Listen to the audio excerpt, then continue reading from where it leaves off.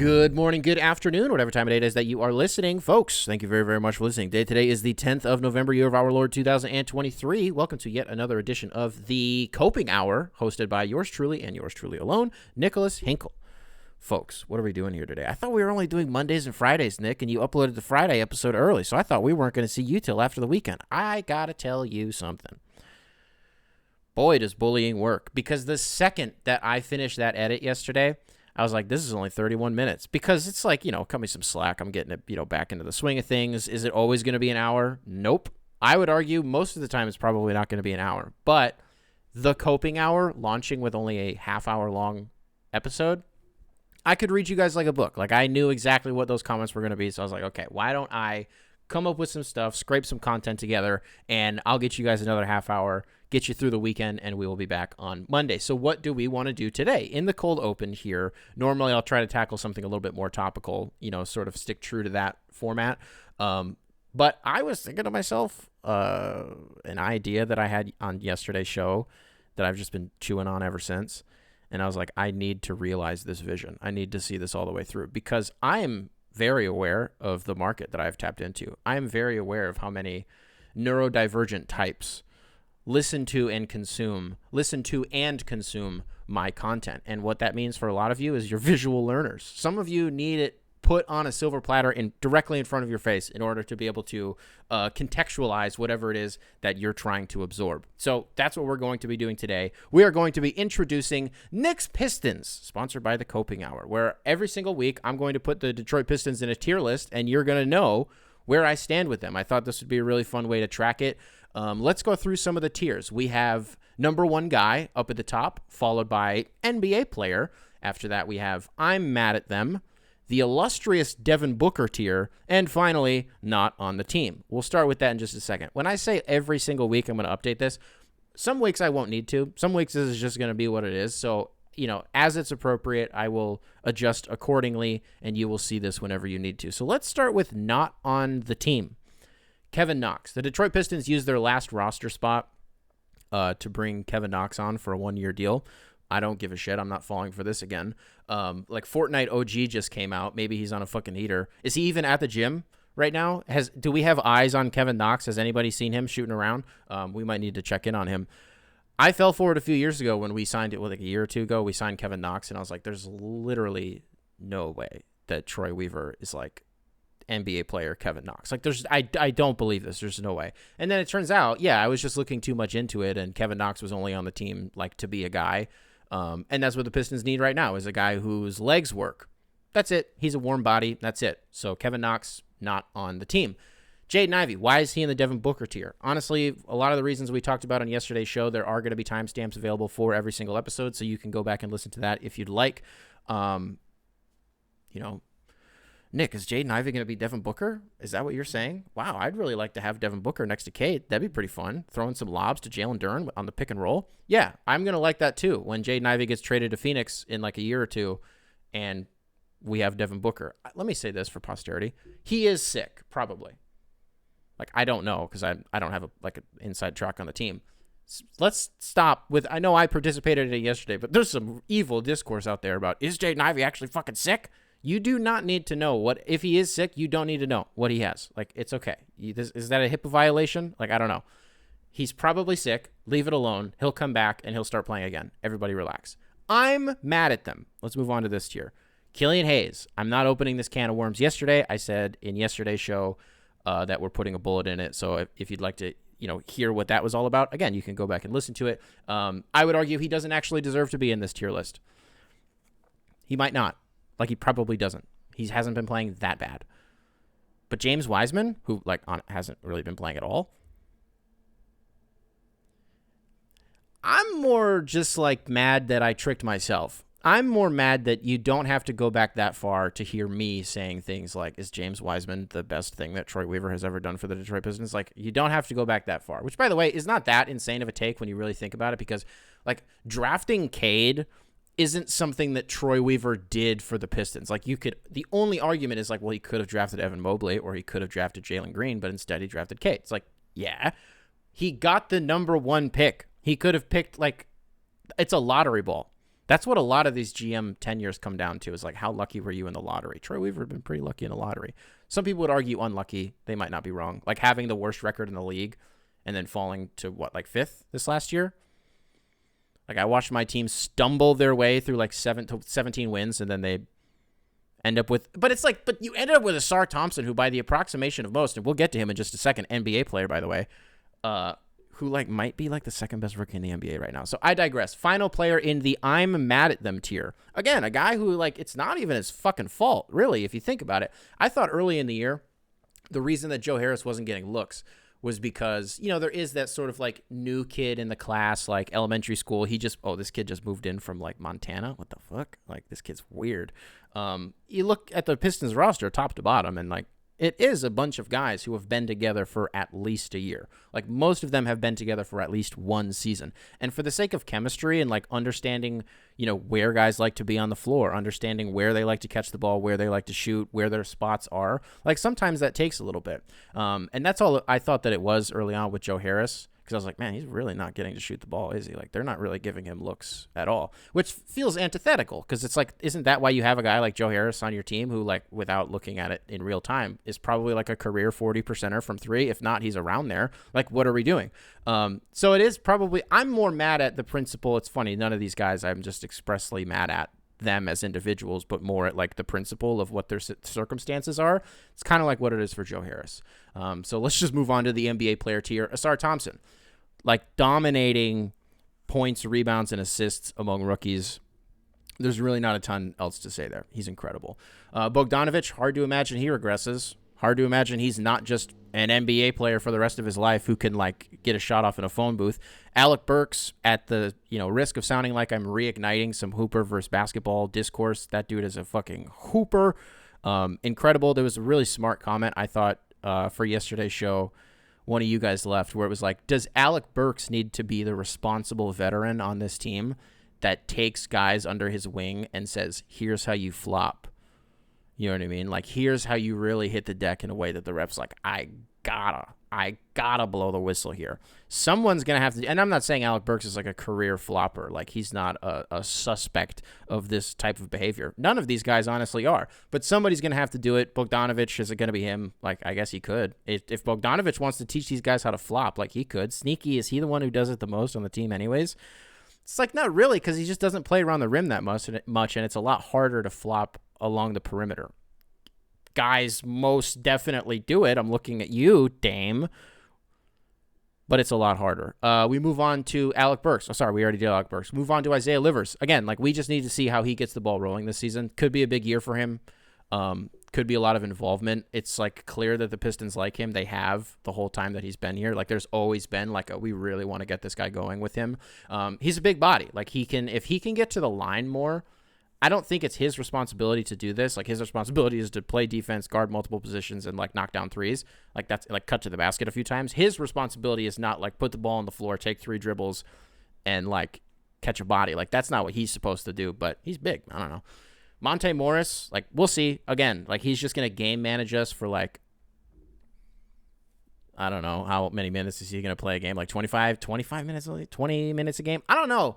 Because Monty Williams in the past, I'm pretty sure, has had Monte Morris. What's the timeline here? Monty Williams likes veteran point guards. Like, I expect him to play. But I guess he's sneaky, the new Corey Joseph, and people are going to hate him because he's a veteran who gets the job done and like is playing over your favorite player. I could see that in his future. Just sucks for him because he's like a Flint guy. So it's like in his backyard, and it's like, I don't want people to shit on him. Like, oh no. Isaiah Stewart, again, talked a little bit about him yesterday. Really coming into his own this year, man. Like earned that contract. He has, and he is. Like way more comfortable with the ball in his hands, like dribbling a few times. I thought that was going to be Jalen Duren this year, which again we'll get to him in just a second, kind of. But Isaiah Stewart's been amazing. Like, I think he's been lights out. I can't mention his name without mentioning the whole, like, is he a power forward? Is he a center? Like, that whole conversation is fascinating to me. Like, I just want to hear Troy explicitly from, the horse's mouth. I just want to hear what he thinks very honestly about that conversation. And then finally, Marcus Sasser.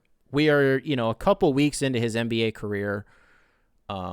And I don't know if there's a shot he won't take. I don't know if there's a bucket he can't get. I don't know if there's a guy he won't try to shoot over the top of. A year older than Cade, and it shows. Like, that maturity is so real. That confidence is so real. The Pistons nabbing him in that late first, I'm going to be so fascinated to see what the redrafts look like here in a few years. Let's move up to number one guy. Can't there only be one number one guy on the roster? No. Nope, because Detroit has two. Because, on any given night, the best thing about watching the Pistons in 2023 is listening to the opposing team's broadcast, honestly. Because the Pistons, even if their record won't always show it or reflect it, have some dudes on their team. And a lot of them are 5 years old, and that's why they're not winning that many games. But where I'm going with this is that means that we have a history, even the last few years, even when we didn't have Jalen Duren, even when we didn't have Jaden Ivey, even when it was just Sadiq Bey and it was Killian and it was Stu and Cade was kind of in there a little bit, opposing broadcasts are what the fuck is going on in Detroit that they're finding all of these guys? Where are they? Marvin Bagley is not on this tier list. He's not on this tier list. I'm realizing this in real time. Not here. I need to think of this I'm derailing myself. I apologize. I'm not ending this. I'm 11 and a half minutes into this take. I'm not scrapping this. Where would I put Marvin Bagley on the fly?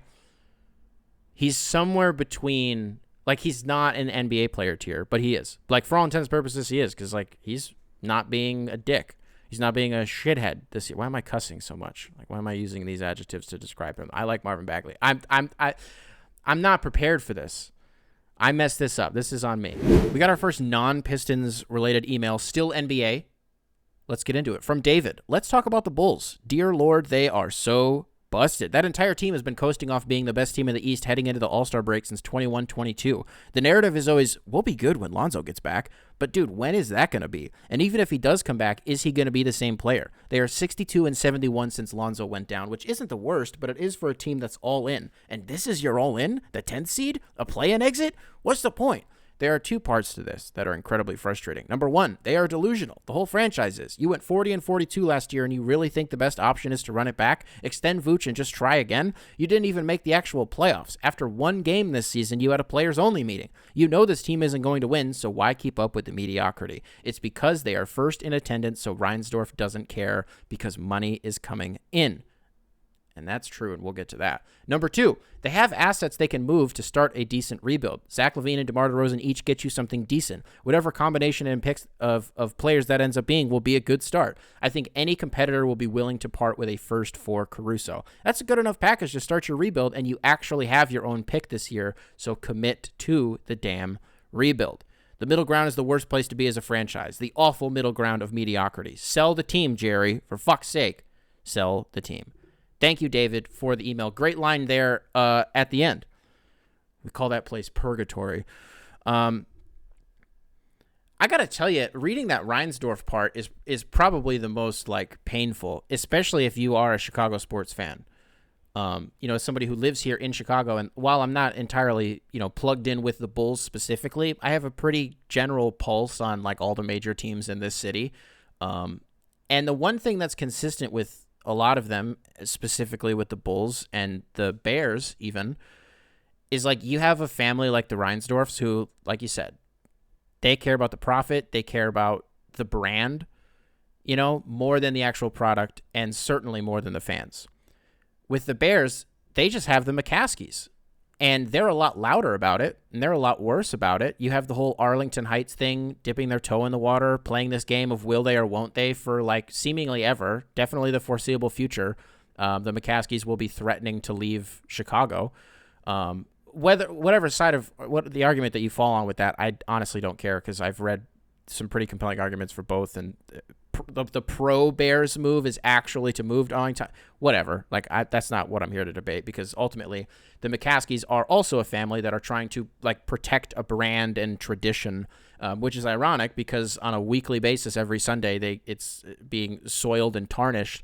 The Bears are essentially being tarred and feathered every single week from September to January for the last 10 years, especially this season with Eberflus. You have previous years with Matt Nagy.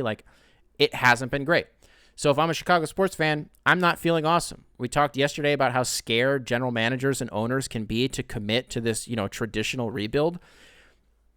It's a tricky situation because if you're a fan, yeah, your perspective makes complete sense. Like, this is the time to cash in. This is the time to, like, put all your chips in the middle, and it's like, we have a good asset pile. What you usually see teams do is, we have this good asset pile. Can we cash it in for a bigger fish, like to put with one of our other guys, and like kind of reboot this thing on the fly, kind of like try to patch it together on the fly. Think Blake Griffin getting traded to Detroit, right? That's what that was. It's a lot deeper than that, but in essence, that's what that was.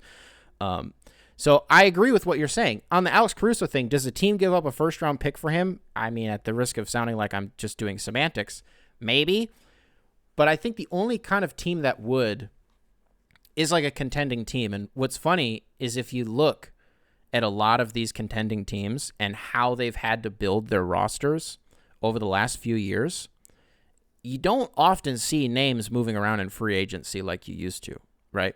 A lot of these picks have to get shuffled around in order to acquire these guys, especially for some of these teams. If you're looking at like the top of the roster, you think like Phoenix is a good example. Obviously, Milwaukee is like a really good example of that, where teams that will eviscerate their cabinet of capital in order to, build their roster through virtue of that. So is there a team out there that has like an available heavily protected, I don't know, top like 15 even protected first for Alex Caruso? Probably in like 2029 or something. I don't know. But the principle of what you're saying is right. It's right. Zach LaVine gets you stuff. DeMar DeRozan gets you stuff. With how the CBA is now, though, I don't know if it gets you as much stuff as it used to. It's going to be a lot harder to do those mid-season trades. And I think, here's a question. You keep Ayo Dosunmu, right? You keep him, right? Bulls fans have been weird on him. I don't know how they are with him right now. I'm always going to love him because he's just one of those guys where it's an effort thing. I've never watched him play a game of basketball where I wasn't like, dude, he's putting like literally physically every single ounce of energy that he can into rebounding this basketball, into like closing out on this 27-footer. You know what I mean? I love watching him play. The Vucevic piece is also hilarious here because you think of him as a guy who spent so many years in Orlando. We talk about the Bulls being in purgatory. It was Orlando for a lot of years. They're like, no, we can make this work. We have Tobias Harris, Nikola Vucevic. We can make this work. And they never did. And then they trade him to the Bulls. It's like, here goes his career. Like, this is where he becomes a guy. This is where he writes the history books, That's crazy. Nobody was saying that about it. Nobody was saying, like, people thought the Bulls were going to be good, but nobody was saying it like that. What ends up happening? I understand the circumstances are such that it's out of his hands and it's nobody's fault that this has happened. Because the truth is, it's just like, this is just, if Lonzo was healthy, like maybe we never have this conversation ever. Like maybe ever. But I bring the Vucevic thing up to say, like, how funny is it going to end up being when, hey, the Bulls end up going through with all this, but Vucevic is the one that's left behind. Vucevic is the one that they're like, we're going to do this rebuild. You see teams do it all the time. But we want to keep one of these vets around.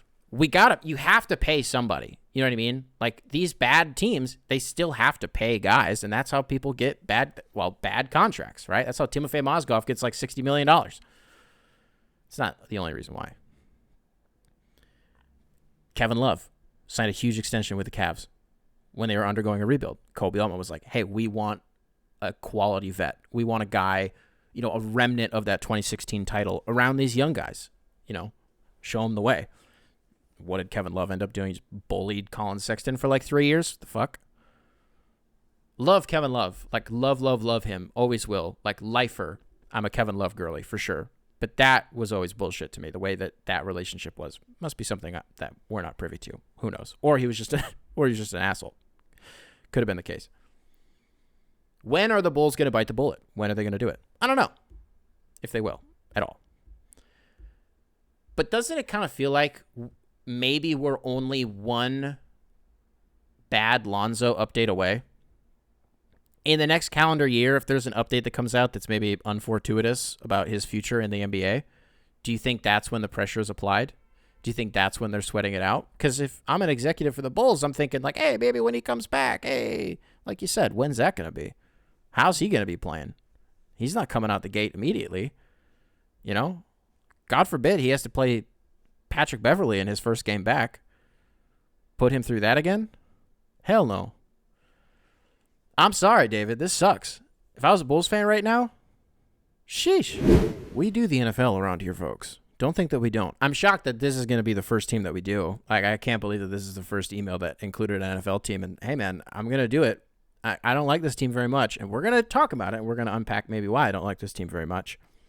But without further ado, let's get into it. From DG. Hi, Noah. I'm a super huge NFL fan, and my team since birth has been the Tennessee Titans. Over the last 3 or 4 years, we have been on the cusp of a championship, but have consistently fallen short.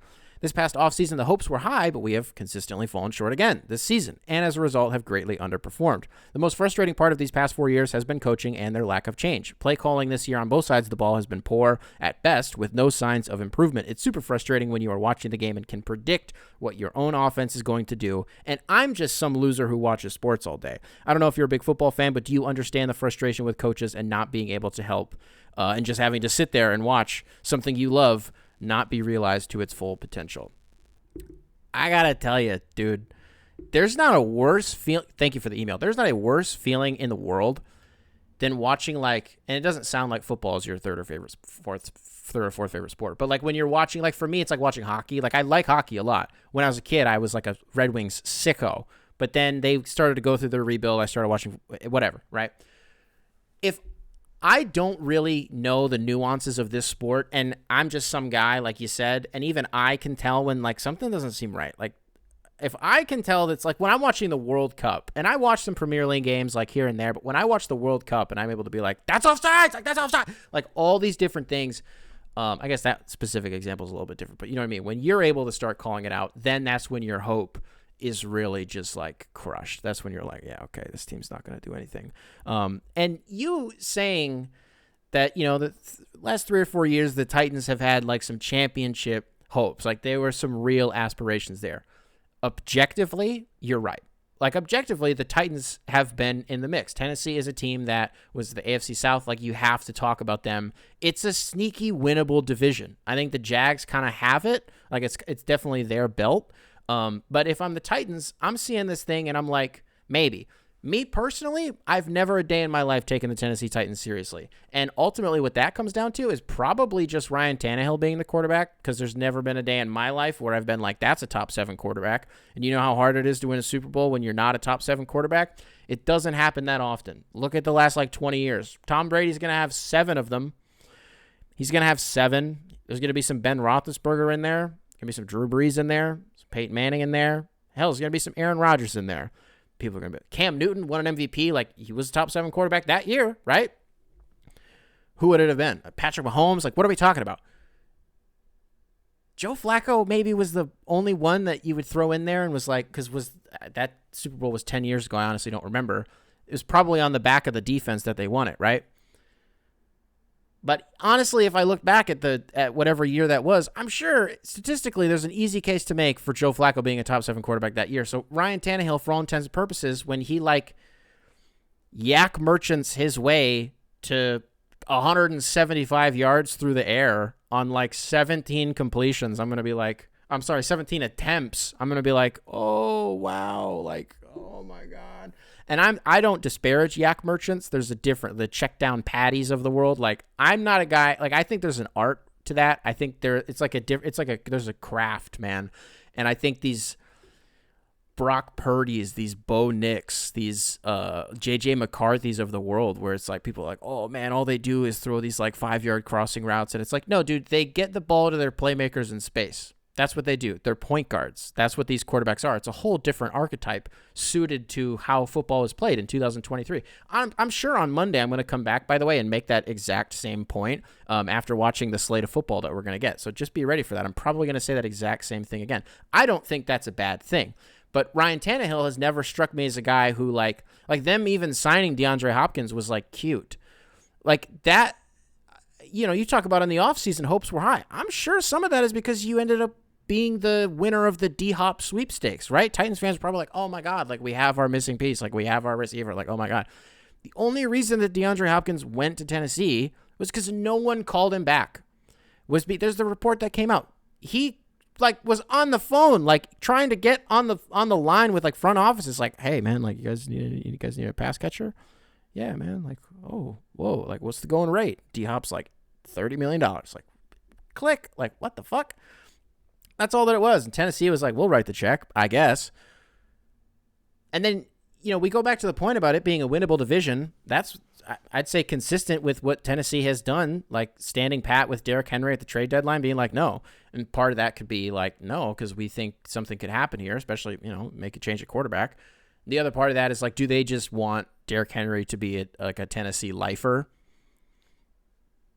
I actually don't know. That's an interesting question. I don't know if that's in the plans. Titans fans, I'd imagine, want that. I'd imagine every team wants their best player to be there forever, but I just don't know if there's bad graces or anything like that. It's tough, man. Especially because you have a coach that everybody loves. Is he a top 3 dude in the NFL? Mike Vrabel, top 3 dude. It's in any order you want. It's Dan Campbell and Mike McDaniel, number 1 and number 2. However order you want, that's what it is, right? Mike Vrabel could be 3rd if you want. At the very least, he's top 5. A guy you want to root for and a guy that you'd want to be your coach. I think sneaky. I don't know who says no to this. So let me say it out loud first, and then maybe I'll realize how insane it sounds. I'll be if I'm the Patriots, am I Mike Vrabel for Bill Belichick? Who says no to that? Patriots fans aren't saying no to that. I promise they're not. And the ones who are the ones who are so far gone, applesauce brain diluted, Bill Belichick, they have a Bill Belichick body pillow. Those type of Patriots fans, I'm not talking to them because I'm not going to get through to you. You want to talk about the Patriot way? Mike Vrabel right there. I think Tennessee probably has to say no to that, right? I think they got to say no to that. I also just can't. There are these rumors swirling around about Belichick going to anywhere else. Anywhere. I could name 3 different teams. Anywhere else. Washington. And I cannot imagine him being literally anywhere else, much less Tennessee. Much less Tennessee. Computers now have primary control. Beautiful. Primary control. Beautiful. Primary control. Beautiful. Primary control.